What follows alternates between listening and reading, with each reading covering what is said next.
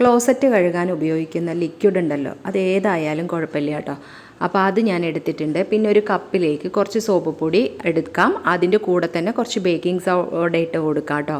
അത് കഴിഞ്ഞാൽ പിന്നെ നമ്മൾ ഈ ഒരു ലിക്വിഡ് ഉണ്ടല്ലോ, ക്ലോസറ്റ് കഴുകുന്ന ലിക്വിഡും കൂടെ ഇതിലേക്ക് ഒഴിച്ചു കൊടുക്കുക. പിന്നെ നമ്മൾ കുറച്ച് ഡെറ്റോളും കൂടി ഒഴിച്ചു കൊടുത്ത് കുറച്ച് വെള്ളവും കൂടി ഒഴിച്ചു കൊടുക്കുന്നുണ്ട് കേട്ടോ.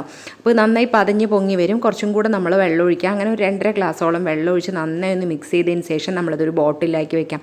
ഇത് യൂസ് ചെയ്തിട്ട് നമുക്ക് വീട് മുഴുവനായി തന്നെ നമുക്ക് ക്ലീനാക്കി എടുക്കാൻ പറ്റും കേട്ടോ. അപ്പോൾ ഫസ്റ്റ് ഞാനിവിടെ കാണിക്കുന്നത് നമ്മുടെ വീടുകളിലൊക്കെ ഉപയോഗിക്കുന്ന ചവിട്ടി ഉണ്ടല്ലോ, മാറ്റ്. ആ മാറ്റ് നല്ല അഴുക്ക് പിടിച്ചിട്ടുണ്ടാകും. അത് നമുക്ക് ഒരുപാട് ഉരച്ച് ഒരു ദിവസം ഫുള്ളായി വെള്ളത്തിലിട്ട് കുതിർത്ത് എന്നിട്ടൊക്കെയാണ് നമ്മൾ കഴുകാറ്, വാഷിംഗ് മെഷീനിലാണെങ്കിലും ഒക്കെ.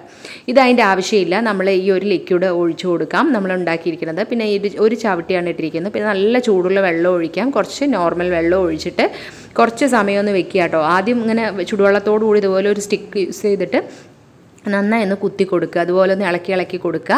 പിന്നെ അത് കഴിഞ്ഞിട്ട് പിന്നെ നമ്മൾ നന്നായി ഒന്ന് ചൂടാറിയതിന് ശേഷം കൈ കൊണ്ടൊന്ന് ജസ്റ്റ് ഉരച്ചിട്ട് നമ്മൾ ഇതുപോലെ ആക്കുമ്പോൾ കണ്ടില്ലേ, നല്ല അടിപൊളിയായി ക്ലീനായി കിട്ടും. വെള്ളത്തിലെ അഴുക്ക് കാണുമ്പോൾ തന്നെ നിങ്ങൾക്ക് മനസ്സിലാവും അത്രത്തോളം നമുക്ക് ഈ ഒരു ചവിട്ടി വൃത്തിയായി കിട്ടിയെന്നിട്ട്. അപ്പോൾ നിങ്ങൾ ഇതുപോലെ ഒന്ന് ട്രൈ ചെയ്യും.